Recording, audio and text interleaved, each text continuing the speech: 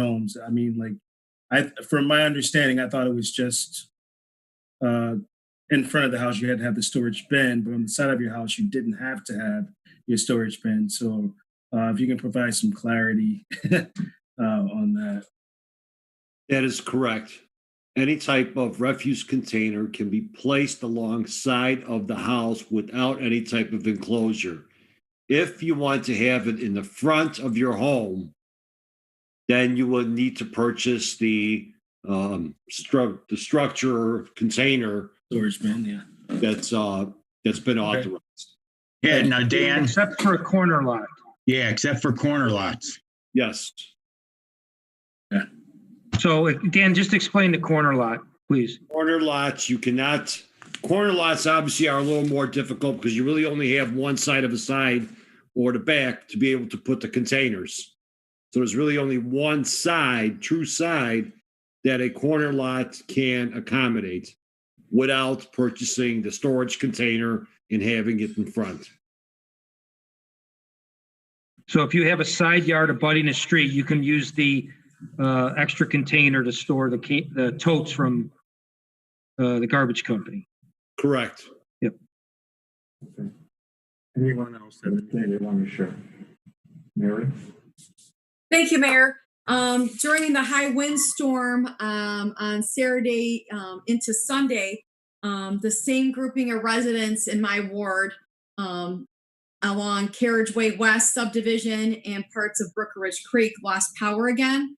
This has been an ongoing problem. So I did reach out to our ComEd rep, Phil Halliburton, and he's working on trying to get a video conference with the ComEd reliability team so that we can, further pursue this on behalf of those residents. And there's about 89 residents that have been impacted repeatedly by storms and losing power for anything from a couple of hours to a couple of days. So I've been communicating with two key people on that.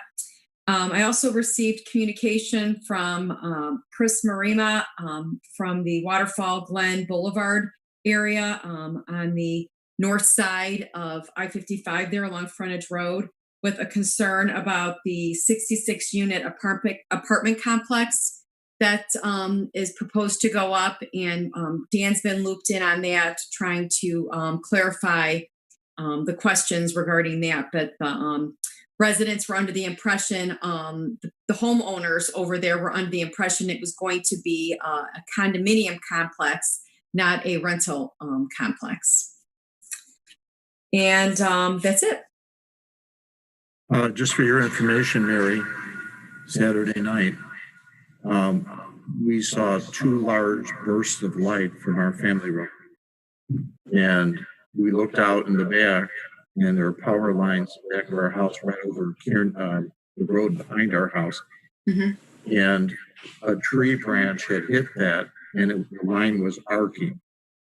And so we called Commonwealth Edison, and they came, and we saw all the homes in back of us had no power.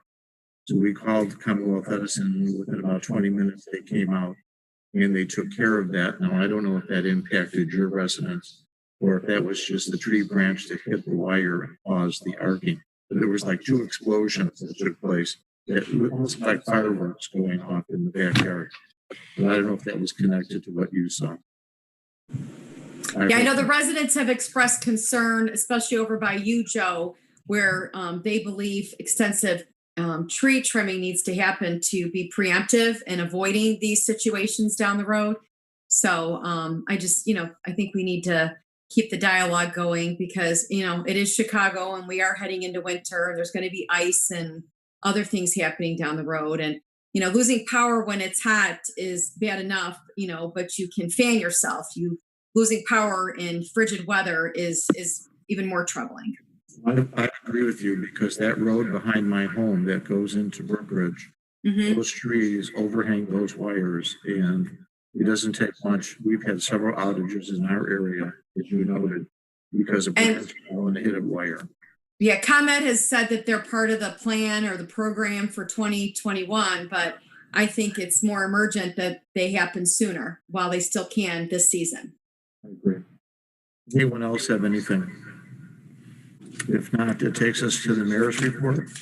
And I'm very happy tonight to be able to read mayoral proclamation.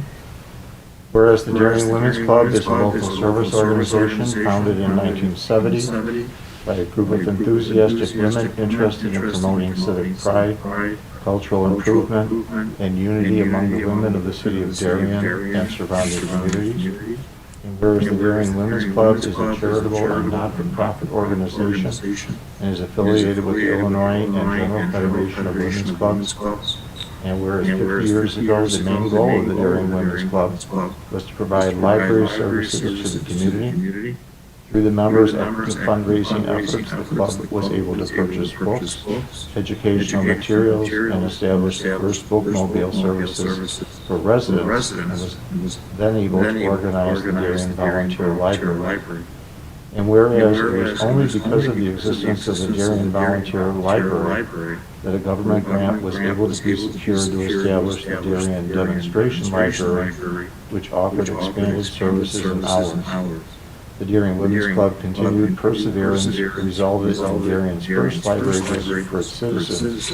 And whereas to support the following numerous community projects, the energetic members of the Darien Women's Club continue to embark on innovative fundraising endeavors, such as children's fall and spring clothing resales, art auctions, house walks, fashion shows, gold hanger sales, bridge marathons, candlelight bowls, gift card sales, and lottery raffle. And whereas the members of the Darien Women's Club have performed thousands of hours of community service and have donated over $1 million to numerous organizations.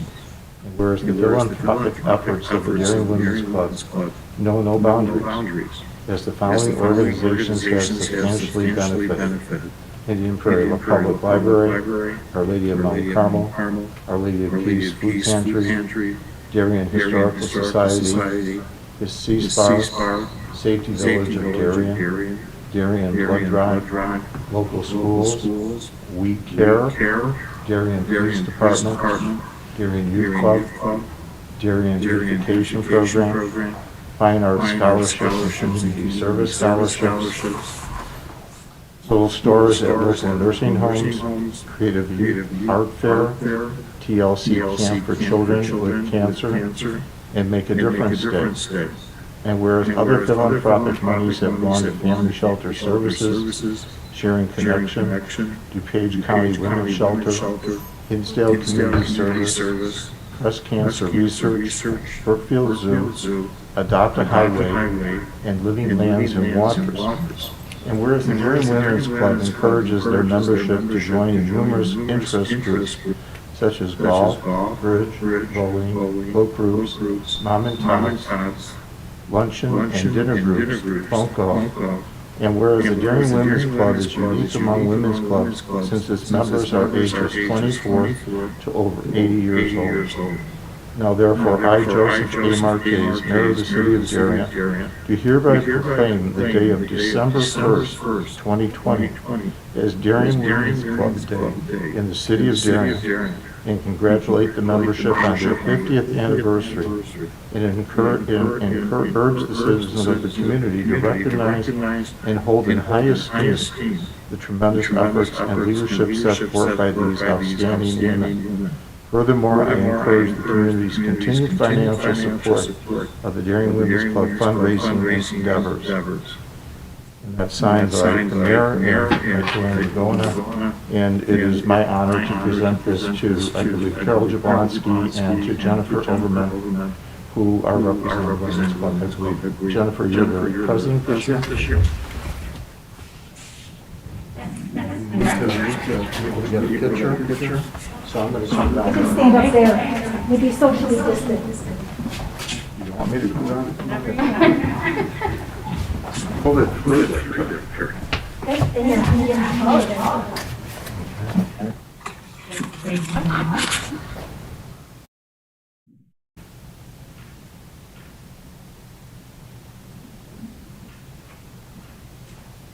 You want to say anything, John? Welcome to our microphone.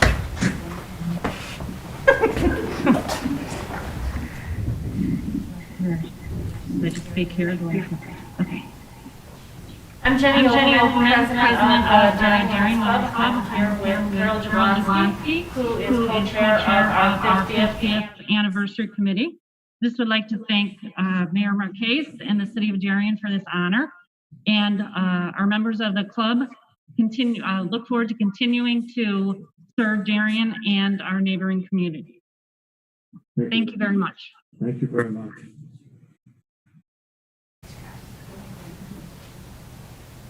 All right. And there's going to be a sign out in front of City Hall commemorating the 50th anniversary of the Women's Club. And again, Darien is very fortunate to have service organizations like this. And it's unusual because this year the Women's Club is celebrating their 50th and the Lions Club are celebrating their 50th. So we have two service organizations both reaching milestones this year. Thank you, Jenny. Thank you, Carol. That takes me to my second item on my mayor's message. As many of you are already aware, our COVID-19 positivity rates here in Illinois and in DuPage County are on an upswing. 2 months ago, we averaged between 4.2 and 4.5 positivity rate over a 7-day period, and now we have hit a peak of 15.2%, with significant increases in hospitalizations and patients in need of ventilators. This next fact is mind-blowing. On October 13th, a month ago, hospitals in DuPage County, all the hospitals in DuPage County area, recorded 82 COVID hospitalizations, with 22 of those requiring ICU treatment. Today, November 16th, those same hospitals reported 367 COVID hospitalizations and 58 of them requiring ICU treatment. On Wednesday, November 11th, the governor's office issued new Tier 2 resurgence mitigations that have placed further restrictions on restaurants and bars, as well as meetings and social gatherings and organized group recreational activities. Indoor and outdoor meetings and gatherings are limited to 10 guests, and organized group recreational activities limits groups to 10 people or fewer. Bars and restaurants have been limited to outdoor dining with no more than 6 people at a table. This has become a situation that requires our diligent attention and the collective action of all of our residents. While none of the following is mandated, the following are effective strategies for combating the coronavirus and bending and flattening the curve.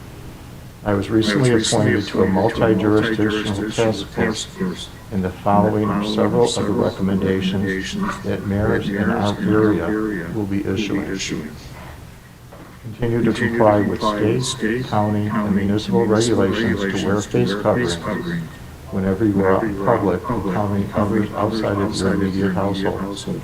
The Center for Disease Control reinforced the importance of face masks last week, saying they will protect the wearer and other individuals they encounter.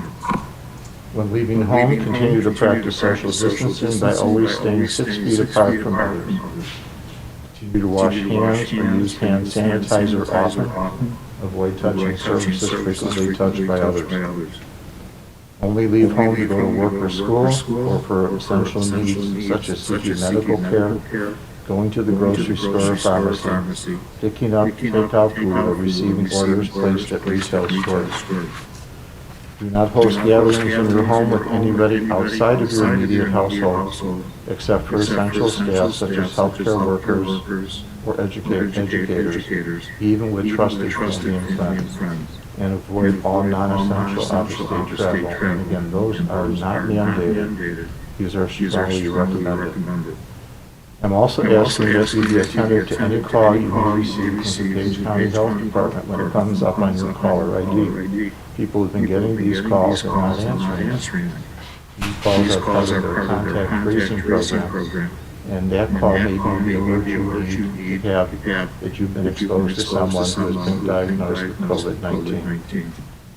Reducing the spread of this disease is our responsibility, and we each have a responsibility to practice caution every time we leave our homes.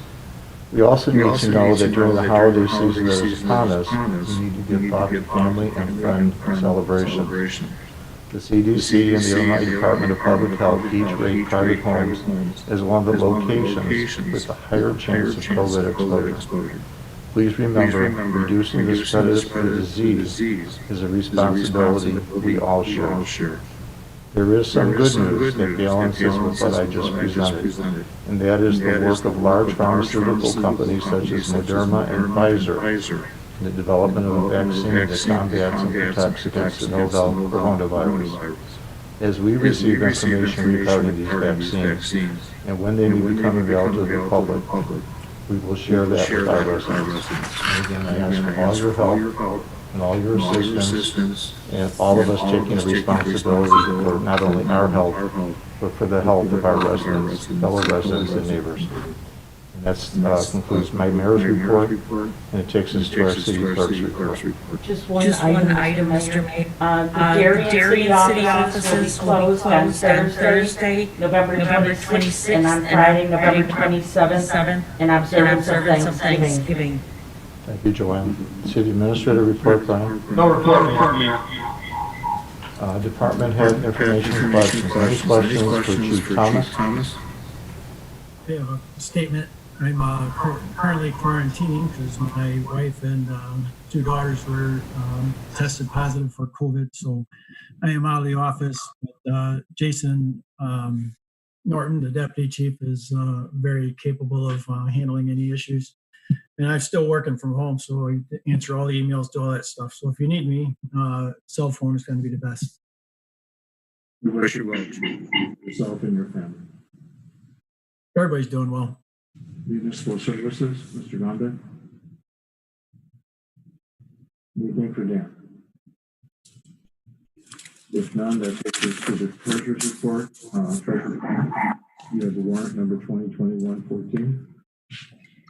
Thank you, Mayor. Yeah, this evening I'm requesting council's approval of warrant number 2021-14 in the amount of $727,639.44 from the listed funds. Payroll for the period ended November 5th in the amount of $250,110.16 for a total to be approved of $977,749.60. Motion to approve. Alderman Vaughn, seconds. Any questions or comments? If none, the roll. Vaughn. Aye. Belzak. Aye. Gustafson. Aye. Kenny. Aye. Sullivan. Aye. 5 ayes and 2 absent. The warrant's been approved. The monthly report, Mike. Thank you. The monthly report for the 6 months ended October 31st reflects general fund 6-month revenue of $8,894,756, expenditures of $6,609,156, current balance of $3,251,136. Water fund 6-month revenue of $2,555,027, expenses of $3,243,251, current balance of $2,771,299. Motor fuel tax fund 6-month revenue of $870,141, expenses of $204,747, current balance of $1,224,364.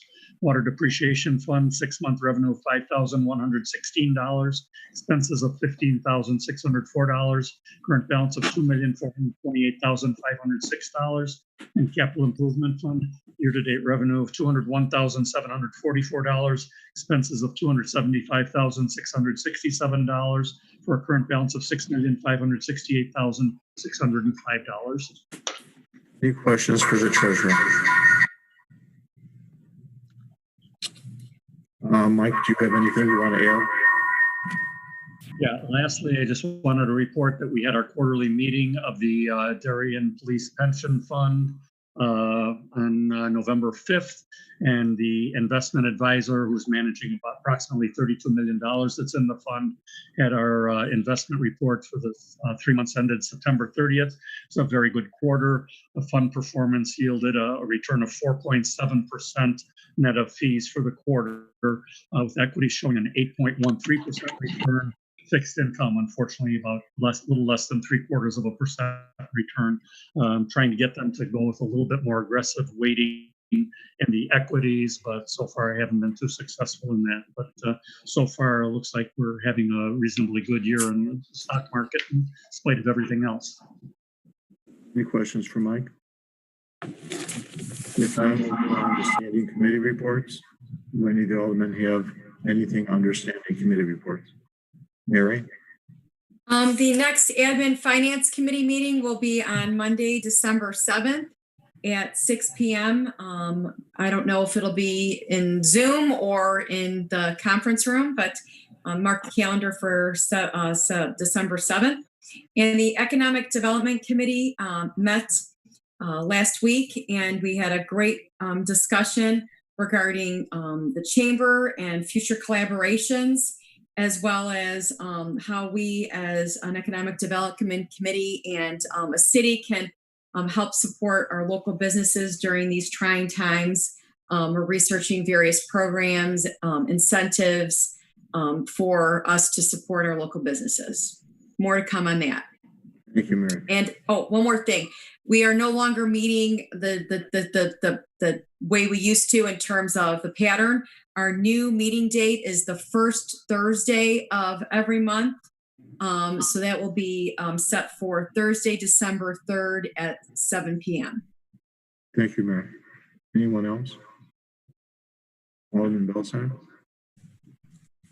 Tom? The municipal services meeting that was originally scheduled for November 23rd has now been canceled, in that most of the items on that are on tonight's agenda. Thank you, Tom. Joe?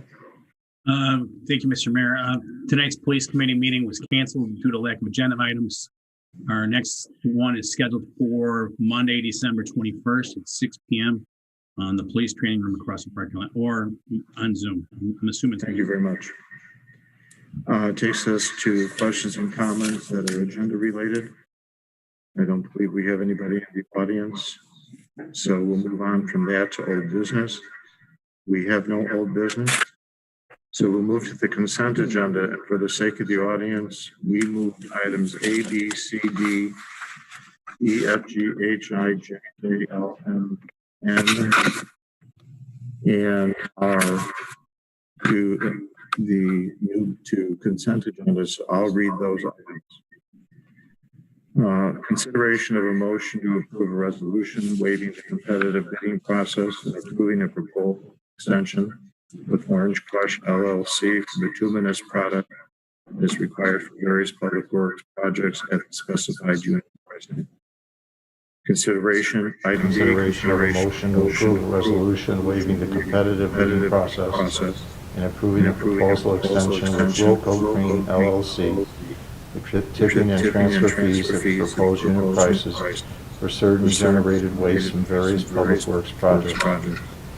Item C, consideration of a motion to approve a resolution waiving the competitive bidding process and approving a proposal extension with XBE LLC to provide trucking services relating to hauling waste generated from excavations from a period of May 1st, 2021 through 30th, 2022. Item D, consideration of a motion to approve a resolution waiving the competitive bidding process and approving a proposal extension from J.C. Landscaping and Tree Service Incorporated at the proposed schedule of prices for the rear yard drainage assistance program for a period of May 1st, 2021 through April 30th, 2022. Item E, consideration of a motion to approve a resolution authorizing a proposal extension from RGL 2 Incorporated at the schedule of prices for the placement of topsoil and for the purchase and placement of fertilizer on site for landscape restoration services for a period of May 1st, 2021 through April 30th, 2022. Item F, consideration of a motion to approve the resolution approving a proposal extension with Shreve Services Incorporated for topsoil at specified unit prices for various public works projects for a period of May 1st, 2021 through April 30th, 2022. Item G, consideration of a motion to approve a resolution approving a proposal extension with Seaville Water Service Products for the U.S. Pipes Fire Hydrant Repair Parts as required for a period of May 1st, 2021 through April 30th, 2022. Item H, consideration of a motion to approve a resolution approving a proposal extension with Seaville Water Service Products Incorporated for the water pacer fire hydrant repair parts at the proposed unit prices as required for a period of May 1st, 2021 through August 30th, 2022. Item I, consideration of a motion to approve a resolution approving a proposal extension with Seaville Water Service Products for Traverse City Fire Hydrant Repair Parts at the proposed unit prices as required for a period of May 1st, 2021 through April 30th, 2022. Item J, consideration of a motion to approve a resolution approving a proposal extension to BJ USA Incorporated for the East Jordan Watermaster 5BR 250 and East Jordan Watermaster 5CD 250 fire hydrant repair parts at the proposed unit prices as required for a period of May 1st, 2021 through April 30th, 2022. Item K, consideration of a motion to approve a resolution authorizing the mayor to execute a contract extension for the 2021 Landscape Fertilization Program between the City of Darien and Eternally Green Lawn Care Incorporated for 6 various fertilizer applications and 3 applications for planting beds in an amount not to exceed $22,827.50. Item L, consideration of a motion to approve a resolution authorizing the mayor and city clerk to execute a contract extension for the 2021 landscape maintenance services between the City of Darien and Seabrook Landscaping Company in an amount not to exceed $65,848 for the following applications: 75th Street planting beds, clock tower, City Hall complex, and entranceway planting bed. Item F, consideration of a motion to approve the authorization of a contingency with Seabrook Landscaping Company in the amount of $5,500 for replacement of plant materials and plant enhancements for the 2021 landscape maintenance service. Item N, consideration of a motion to approve an ordinance authorizing the sale of personal property owned by the City of Darien. Item R, consideration of a motion to approve a resolution accepting a proposal from Wilson Consulting for telecommunications consulting and project management services in an amount not to exceed $4,200. Motion to approve. Alderman Belsack, seconded by Alderman Kenny. And the roll. Belsack. Aye. Kenny. Aye. Sullivan. Aye. Vaughn. Aye. Gustafson. Aye. 5 ayes and 2 absent. The consent agenda has been approved. It takes us to new item Under new business, Can't hear you, Joe. we're considering item, what was formerly item O, which is now new business item A. Consideration of a motion to approve an ordinance granting a series of variations to allow the construction of electronic message board sign for PZC 2020-09 University of Dermatology 8110 Southcast, PIN number 0933213037. Motion to approve. Alderman Belsack. Second by Alderman Vaughn. And discussion. Mary? I guess I have a couple questions still for the petitioner. He's coming forward. Hello. Hi, thank you again for coming to the podium. What will be displayed on the sign during the hours that the Planning and Zoning Committee have recommended? So they'll display the hours of operation and then the different businesses that are in that building, because there's multiple doctors that are in that building. That's what I'm aware of. I don't know if there's anything else, but that's primarily what will be displayed, and they'll have to be displayed in 60-second increments. So it's not like they'll be flashing, and they'll have to be there for 60 seconds. Will they be advertising anything like, a promotion or something like that? I think that could be a possibility, but I know the primary reason is to inform their patients of, the location and like the doctors that are practicing there. Okay, but there's a possibility that promotion or advertising, say for like a dermatological product or something like that, could be advertised on the sign? Based on what the ordinance approving it, I think that's allowed, but I don't think that's what the petitioner wants to put up there. It's more informational regarding that business location, less about promotion.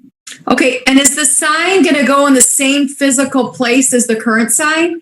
Yes, it's the same exact size as the current sign. It's just they're just replacing it with a portion of it will be electronic, but it's all the same design. And they think that will make a difference in directional? Yes, they do. They think that will make it a lot easier for their patients to locate their business because they're having difficulty right now. And do they own the building or is it a rental? They own the building. Okay, but it's the same type of building as the veterinary clinic, just to the south of it, correct? Yes, I believe so. Yes. And don't the signs currently match for both buildings?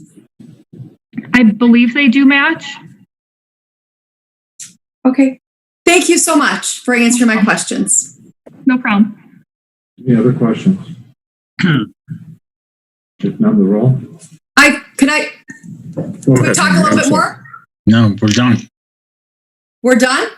No, I didn't see you raise your hand, Mary. I'm sorry. No, I didn't. I thought you were asking if there was any more questions. I just wanted to know.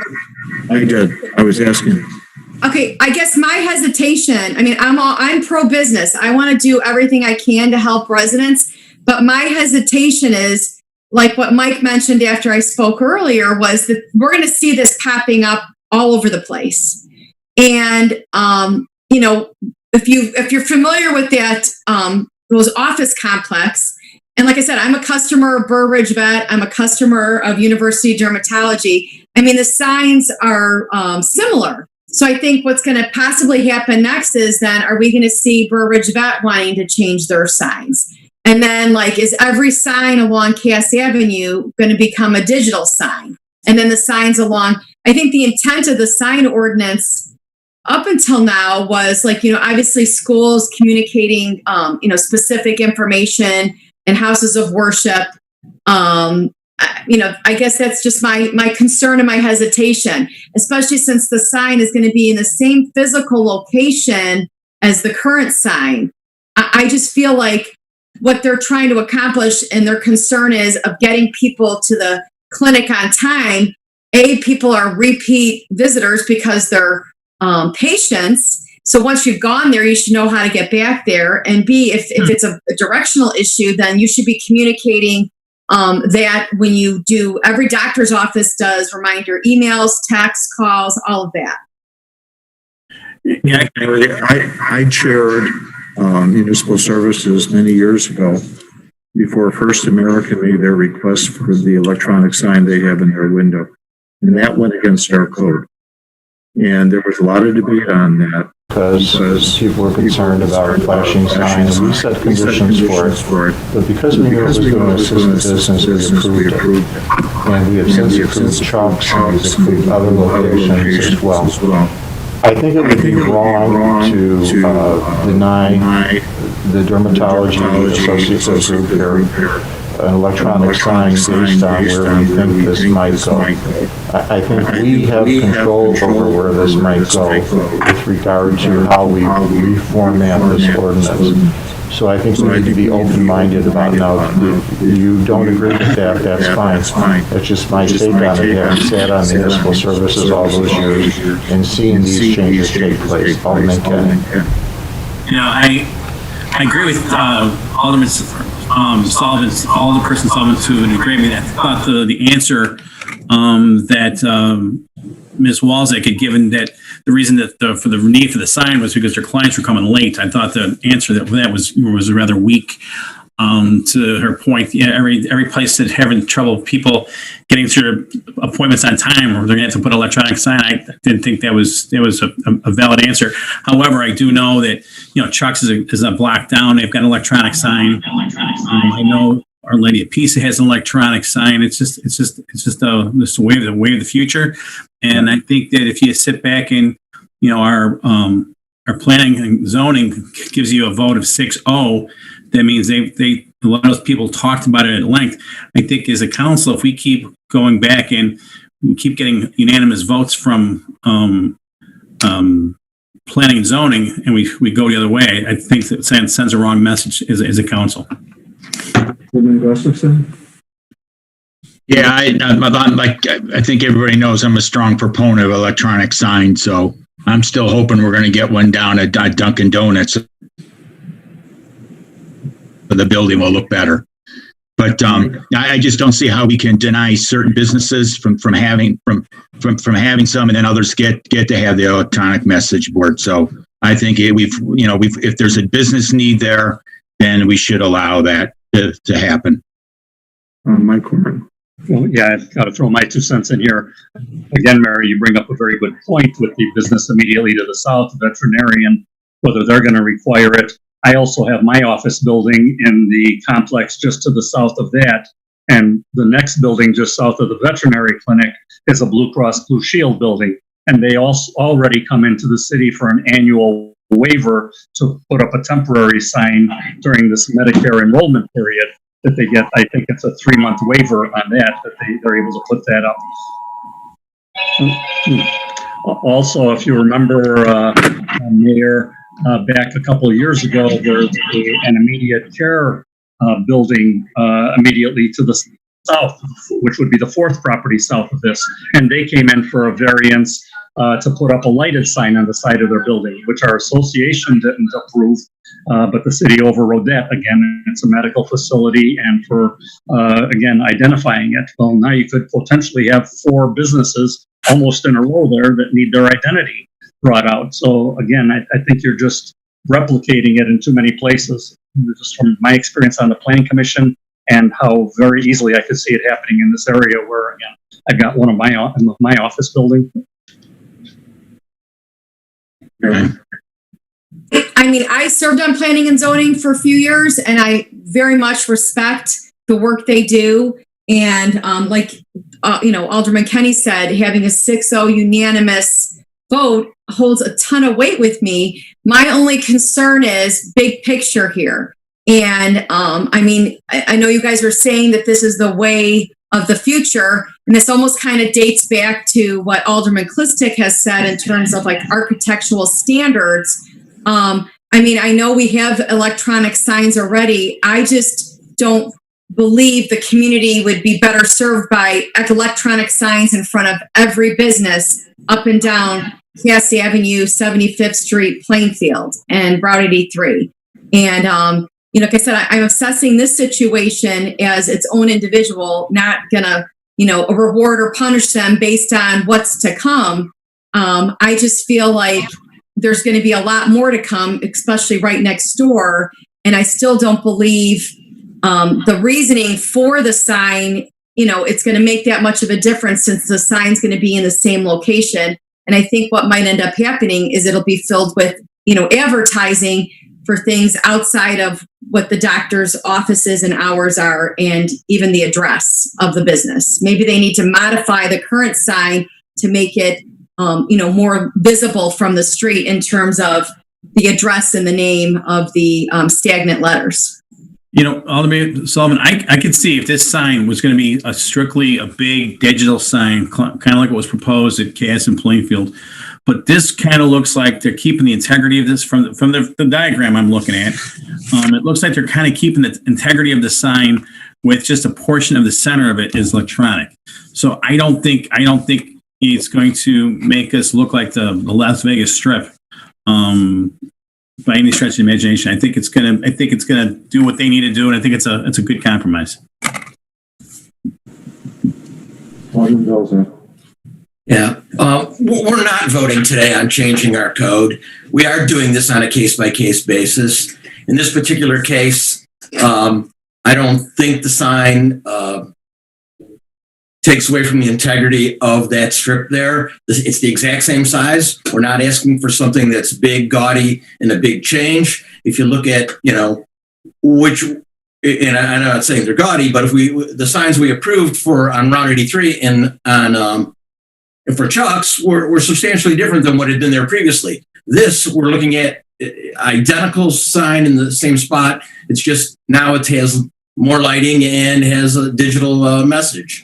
I don't believe it really changes it all that much.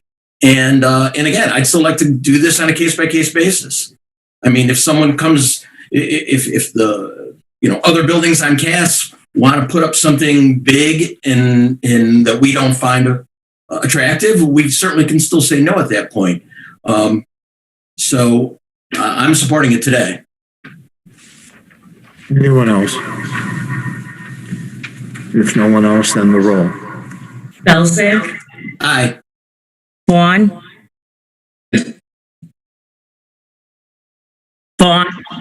Aye. Sullivan. No. Kenny. Aye. Gustafson. Aye. 4 ayes, 1 nay, and 2 absent. Motion passes. Item P. Consideration of a motion to approve an ordinance levying taxes for general and special purposes for the fiscal year commencing on the first day of May 2020 and ending on the 30th day of April 2021 for the city of Darien, Illinois. Motion to approve. Alderman Kenny. Seconded by Alderman Sullivan. And I'm going to ask Brian to provide an explanation of this so our residents understand how we arrive at our levy. Brian? Yes, thank you, Mayor. Can everybody hear me? The Alderman can hear me fine? Yes. Okay, good. This is the annual tax levy that the city and all taxing bodies in Illinois need to review and approve. In Illinois, there's a property tax cap. However, the city of Darien, being a home rule municipality, is not subject to that tax cap, which has typically been the CPI, 5% of the CPI, whichever is lower. However, the city's property tax levy for years now, and I tried to look back, and I don't have the number of years, but it's been many years now. The city has taken the levy from the previous year and requested a zero extension to that levy for many years. So a large portion of the property tax here goes to our police pension fund, and we have a small amount, just under $200,000, that the councils have been able to allocate towards the general fund. We have one small bond payment available. There's 2 other bond payments as part of the property tax that the city council has typically abated for many years because it's collected in our water rates. Those are a couple of bonds that were for the water fund. So again, the city council did look at this already on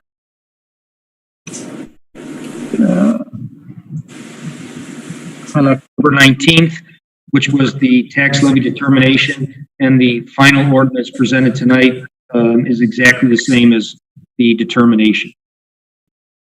Any questions by the council?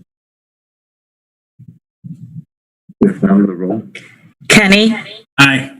Sullivan. Vaughn. Aye. Gustafson. Aye. Belzak. Aye. 5 ayes and 2 absent.